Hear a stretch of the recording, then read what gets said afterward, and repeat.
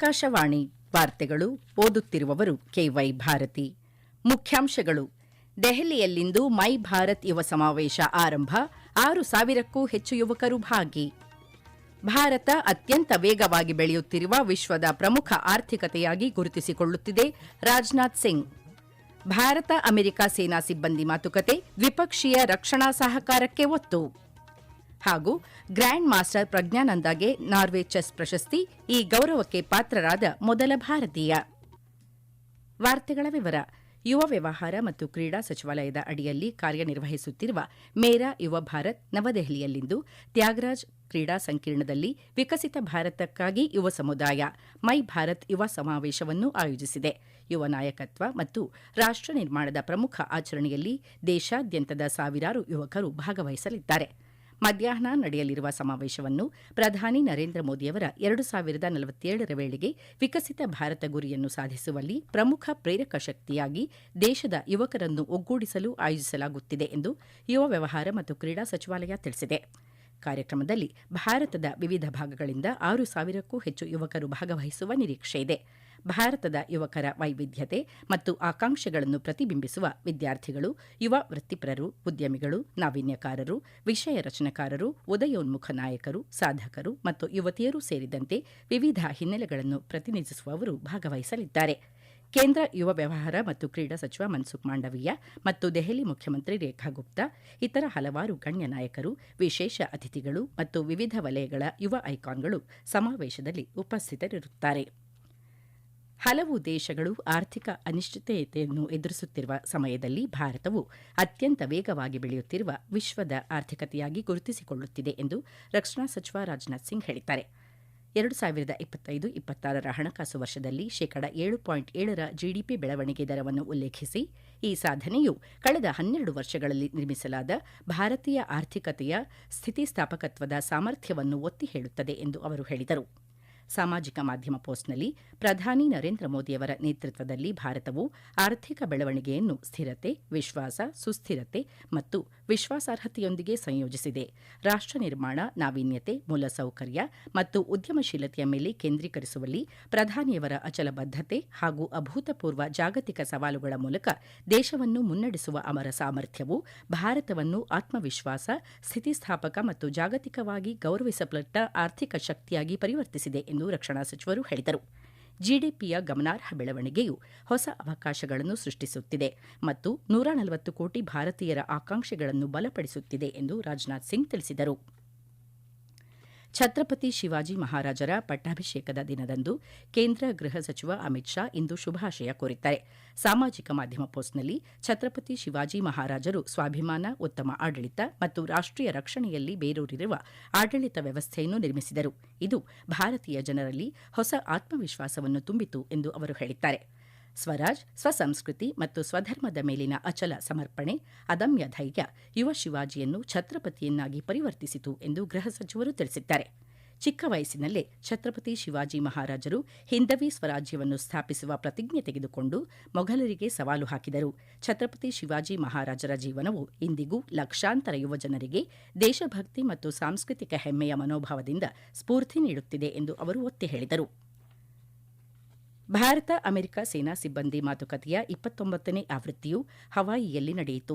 ಸೇನಾ ಸಿಬ್ಬಂದಿ ಉಪಮುಖ್ಯಸ್ಥ ಲೆಫ್ಟಿನೆಂಟ್ ಜನರಲ್ ರಾಜೀವ್ ಘಾಯ್ ಮತ್ತು ಅಮೆರಿಕ ಸೇನಾ ಪೆಸಿಫಿಕ್ನ ಉಪ commanding general lieutenant general Joel Vowell ಅವರ ಸಹ ಅಧ್ಯಕ್ಷತೆಯಲ್ಲಿ ಈ ಸಭೆ ನಡೆಯಿತು.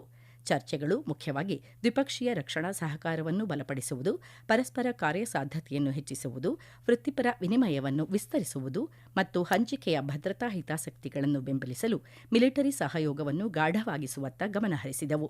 ಎರಡೂ ಕಡೆಯವರ ಸೈನ್ಯ ನಡುವಿನ ಒಪ್ಪಂದಗಳ ಹೆಚ್ಚುತ್ತಿರುವ ವ್ಯಾಪ್ತಿಯನ್ನು ಒಪ್ಪಿಕೊಂಡರು. ಭಾರತ ಅಮೆರಿಕ ಕಾರ್ಯತಂತ್ರದ ಪಾಲುದಾರಿಕೆಯನ್ನು ಮತ್ತಷ್ಟು ಬಲಪಡಿಸುವ ತಮ್ಮ ಬದ್ಧತೆಯನ್ನು ಪುನರುಚ್ಚರಿಸಿದವು. ಸರ್ಕಾರಿ ಭದ್ರತೆಗಳಲ್ಲಿ ವಿದೇಶಿ ಬಂಡವಾಳ ಹೂಡಿಕೆಗಳನ್ನು ನಿಯಂತ್ರಿಸುವ ನಿಯಮಗಳನ್ನು ಭಾರತೀಯ ರಿಸರ್ವ್ ಬ್ಯಾಂಕ್ ಸರಳೀಕರಿಸಿದೆ. ಪರಿಷ್ಕೃತ ಚೌಕಟ್ಟಿನಡಿ ಕೆಲವು ಹೂಡಿಕೆ ನಿರ್ಬಂಧಗಳನ್ನು ತೆಗೆದುಹಾಕಲಾಗಿರುವುದರಿಂದ ಸಾಮಾನ್ಯ ಮಾರ್ಗದ ಮೂಲಕ ಹೂಡಿಕೆ ಮಾಡುವ ವಿದೇಶಿ ಬಂಡವಾಳ ಹೂಡಿಕೆಗಳು ಮತ್ತಷ್ಟು ಸುಲಭವಾಗಲಿವೆ. ಆರ್ಬಿಐ ಅಸ್ತಿತ್ವದಲ್ಲಿರುವ ಸಾಮಾನ್ಯ ಮತ್ತು ದೀರ್ಘಾವಧಿ ಹೂಡಿಕೆ ವರ್ಗಗಳನ್ನು ಸರ್ಕಾರಿ ಭದ್ರತೆಗಳು ಹಾಗೂ ರಾಜ್ಯ ಸರ್ಕಾರಿ ಭದ್ರತೆಗಳಿಗೆ ಒಂದೇ ಮಿತಿಯಾಗಿ ಆರ್ಬಿಐ ವಿಲೀನಗೊಳಿಸಿದೆ. ಹೂಡಿಕೆಗಳನ್ನು ಸುಲಭಗೊಳಿಸುವ ಮತ್ತು ವಿದೇಶಿ ಹೂಡಿಕೆದಾರರಿಗೆ ಅನುಸರಣೆ ಅವಶ್ಯಕತೆಗಳನ್ನು ಕಡಿಮೆ ಮಾಡುವ ಗುರಿಯನ್ನು ಇದು ಹೊಂದಿದೆ. ಈ ವಾರ್ತೆಗಳನ್ನು ಆಕಾಶವಾಣಿಯಿಂದ ಕೇಳುತ್ತಿದ್ದೀರಿ. ನಮ್ಮ ಎಲ್ಲಾ ರಾಷ್ಟ್ರೀಯ ವಾರ್ತೆಗಳು ಹಾಗೂ ಪ್ರದೇಶ ಸಮಾಚಾರ ಈಗ ಆಕಾಶವಾಣಿ ನ್ಯೂಸ್ ಕನ್ನಡ ಯೂಟ್ಯೂಬ್ ಚಾನೆಲ್ನಲ್ಲಿ ಲಭ್ಯ.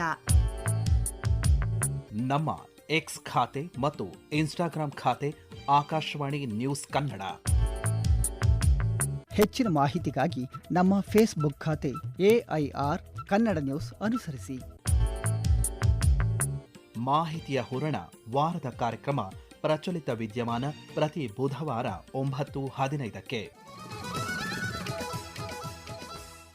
ನೈಋತ್ಯ ಮುಂಗಾರು ಕೇರಳಂನಲ್ಲಿ ತೀವ್ರಗೊಳ್ಳುತ್ತಿದ್ದಂತೆ ಇದೇ 9ರವರೆಗೆ ರಾಜ್ಯದ ಉತ್ತರ ಜಿಲ್ಲೆಗಳಲ್ಲಿ ಅತಿ ಹೆಚ್ಚು ಮಳೆಯಾಗುವ ಮುನ್ಸೂಚನೆಯನ್ನು ಭಾರತೀಯ ಹವಾಮಾನ ಇಲಾಖೆ ನೀಡಿದೆ. ಇಂದು ಮಲಪ್ಪುರಂ, ಕೋಳಿಕೋಡ್, ವಯನಾಡ್, ಕಣ್ಣೂರು ಮತ್ತು ಕಾಸರಗೋಡು ಜಿಲ್ಲೆಗಳಿಗೆ ರೆಡ್ ಅಲರ್ಟ್ ನೀಡಲಾಗಿದ್ದು, ನಾಳೆಯೂ ಮಲಪ್ಪುರಂ, ಕೋಳಿಕೋಡ್ ಮತ್ತು ವಯನಾಡ್ ಜಿಲ್ಲೆಗಳಿಗೆ ರೆಡ್ ಅಲರ್ಟ್ ನೀಡಿದೆ. ಹವಾಮಾನ ವೈಪರೀತ್ಯ ಸಾಧ್ಯತೆಯನ್ನು ಗಮನದಲ್ಲಿಟ್ಟುಕೊಂಡು ಜಿಲ್ಲಾಧಿಕಾರಿಗಳು 4 ಜಿಲ್ಲೆಗಳ ಶಿಕ್ಷಣ ಸಂಸ್ಥೆಗಳಿಗೆ ರಜೆ ಘೋಷಿಸಿದ್ದಾರೆ. ಪ್ರತಿಕೂಲ ಹವಾಮಾನ ಪರಿಸ್ಥಿತಿಗಳು ಪ್ರಕ್ಷುಬ್ಧವಾಗಿರುವುದರಿಂದ ಮೀನುಗಾರರು ಬರುವ ಮಂಗಳವಾರದವರೆಗೆ ಕೇರಳಂ, ಲಕ್ಷದ್ವೀಪ ಮತ್ತು ಕರ್ನಾಟಕ ಕರಾವಳಿಯಲ್ಲಿ ಸಮುದ್ರಕ್ಕೆ ಇಳಿಯದಂತೆ ಸೂಚಿಸಲಾಗಿದೆ. ಓಸ್ಲೋದಲ್ಲಿ ನಡೆದ ಪಂದ್ಯಾವಳಿಯಲ್ಲಿ ಗ್ರ್ಯಾಂಡ್ ಮಾಸ್ಟರ್ ಆರ್ ಪ್ರಜ್ಞಾನಂದ ಅವರು ಜರ್ಮನಿಯ ವಿನ್ಸೆಂಟ್ ಕೀಮರ್ ವಿರುದ್ಧ ಅಂತಿಮ ಸುತ್ತಿನಲ್ಲಿ ಗೆಲುವು ಸಾಧಿಸಿ ನಾರ್ವೆ ಚೆಸ್ ಪ್ರಶಸ್ತಿಗೆ ಭಾಜನರಾದ ಮೊದಲ ಭಾರತೀಯ ಎಂಬ ಹೆಗ್ಗಳಿಕೆಗೆ ಪಾತ್ರರಾಗಿದ್ದಾರೆ. 3ನೇ ಸ್ಥಾನದಿಂದ ದಿನವನ್ನು ಪ್ರಾರಂಭಿಸಿದ ಪ್ರಜ್ಞಾನಂದ 3 ಅಂಕಗಳ ನಿರ್ಣಾಯಕ ಗೆಲುವು ಸಾಧಿಸಿ 18 ಅಂಕಗಳೊಂದಿಗೆ ಮುಗಿಸಿ ಪ್ರಶಸ್ತಿಯನ್ನು ಮುಡಿಗೇರಿಸಿಕೊಂಡರು.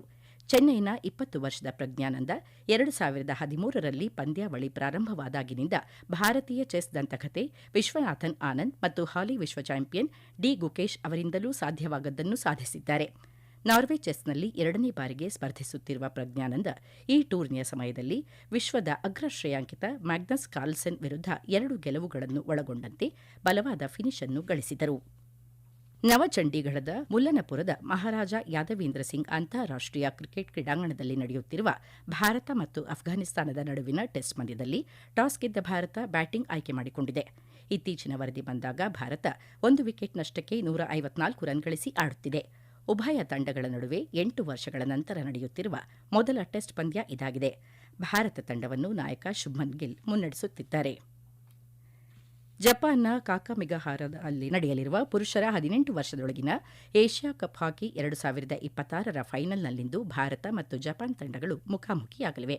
ಪಂದ್ಯ ಭಾರತೀಯ ಕಾಲಮಾನ ಮಧ್ಯಾಹ್ನ 3:30ಕ್ಕೆ ಆರಂಭವಾಗಲಿದೆ. ನಿನ್ನೆ ಭಾರತ 2ನೇ ಸೆಮಿಫೈನಲ್ನಲ್ಲಿ 5-3 ಗೋಲುಗಳಿಂದ ತನ್ನ ಸಾಂಪ್ರದಾಯಿಕ ಎದುರಾಳಿ ಪಾಕಿಸ್ತಾನವನ್ನು ಪರಾಭವಗೊಳಿಸಿತ್ತು. ಮೊದಲ ಸೆಮಿಫೈನಲ್ನಲ್ಲಿ ಮಲೇಷ್ಯಾ ವಿರುದ್ಧ 8-1 ಗೋಲುಗಳ ಅಂತರದಿಂದ ಜಯ ಗಳಿಸುವ ಮೂಲಕ ಜಪಾನ್ ಫೈನಲ್ಗೆ ತನ್ನ ಸ್ಥಾನವನ್ನು ಕಾಯ್ದಿರಿಸಿತ್ತು. ಪಾಕಿಸ್ತಾನವು 3ನೇ ಸ್ಥಾನಕ್ಕಾಗಿ ನಡೆಯುವ ಪಂದ್ಯದಲ್ಲಿ ಮಲೇಷ್ಯಾವನ್ನು ಎದುರಿಸಲಿದೆ. ಗೋವಾದ ಮಾರ್ಗೋವಾದಲ್ಲಿಂದು ನಡೆಯಲಿರುವ ಸ್ಯಾಫ್ ಮಹಿಳಾ ಫುಟ್ಬಾಲ್ ಚಾಂಪಿಯನ್ಶಿಪ್ನ ಫೈನಲ್ ಪಂದ್ಯದಲ್ಲಿ ಭಾರತ ತಂಡ ಬಾಂಗ್ಲಾದೇಶವನ್ನು ಎದುರಿಸಲಿದೆ. ಪಂದ್ಯ ಸಂಜೆ 6:30ಕ್ಕೆ ಆರಂಭವಾಗಲಿದೆ. ಸೆಮಿಫೈನಲ್ನಲ್ಲಿ ಭೂತಾನ್ ತಂಡವನ್ನು 1-0 ಅಂತರದಿಂದ ಸೋಲಿಸುವ ಮೂಲಕ ಭಾರತ ಫೈನಲ್ಗೆ ತನ್ನ ಸ್ಥಾನವನ್ನು ಖಚಿತಪಡಿಸಿಕೊಂಡಿದೆ. ಭಾರತ ಇದುವರೆಗೆ 5 ಬಾರಿ ಈ ಪ್ರಶಸ್ತಿಯನ್ನು ಗೆದ್ದಿದೆ. 2027ರ ಪದ್ಮ ಪ್ರಶಸ್ತಿಗಳಿಗೆ ನಾಮನಿರ್ದೇಶನಗಳನ್ನು ಮುಂದಿನ ತಿಂಗಳ 31ರವರೆಗೆ ಸಲ್ಲಿಸಬಹುದಾಗಿದೆ. ಮಾರ್ಚ್ 15ರಂದು ಪ್ರಾರಂಭವಾದ ಪದ್ಮ ಪ್ರಶಸ್ತಿಗಳಿಗೆ ನಾಮನಿರ್ದೇಶನ ಮತ್ತು ಶಿಫಾರಸುಗಳನ್ನು ರಾಷ್ಟ್ರೀಯ ಪುರಸ್ಕಾರ ಪೋರ್ಟಲ್ನಲ್ಲಿ ಆನ್ಲೈನ್ನಲ್ಲಿ ಮಾತ್ರ ಸ್ವೀಕರಿಸಲಾಗುವುದು ಎಂದು ಗೃಹ ಸಚಿವಾಲಯ ತಿಳಿಸಿದೆ. ಈಗ ಕೊನೆಯಲ್ಲಿ ಮತ್ತೊಮ್ಮೆ ವಾರ್ತೆಗಳ ಮುಖ್ಯಾಂಶಗಳು. ದೆಹಲಿಯಲ್ಲಿಂದು ಮೈ ಭಾರತ್ ಯುವ ಸಮಾವೇಶ ಆರಂಭ, 6,000ಕ್ಕೂ ಹೆಚ್ಚು ಯುವಕರು ಭಾಗಿ. ಭಾರತ ಅತ್ಯಂತ ವೇಗವಾಗಿ ಬೆಳೆಯುತ್ತಿರುವ ವಿಶ್ವದ ಪ್ರಮುಖ ಆರ್ಥಿಕತೆಯಾಗಿ ಗುರುತಿಸಿಕೊಳ್ಳುತ್ತಿದೆ, ರಾಜನಾಥ್ ಸಿಂಗ್. ಭಾರತ ಅಮೆರಿಕ ಸೇನಾ ಸಿಬ್ಬಂದಿ ಮಾತುಕತೆ, ದ್ವಿಪಕ್ಷೀಯ ರಕ್ಷಣಾ ಸಹಕಾರಕ್ಕೆ ಒತ್ತು. ಹಾಗೂ ಗ್ರ್ಯಾಂಡ್ ಮಾಸ್ಟರ್ ಪ್ರಜ್ಞಾನಂದಾಗೆ ನಾರ್ವೆ ಚೆಸ್ ಪ್ರಶಸ್ತಿ, ಈ ಗೌರವಕ್ಕೆ ಪಾತ್ರರಾದ ಮೊದಲ ಭಾರತೀಯ.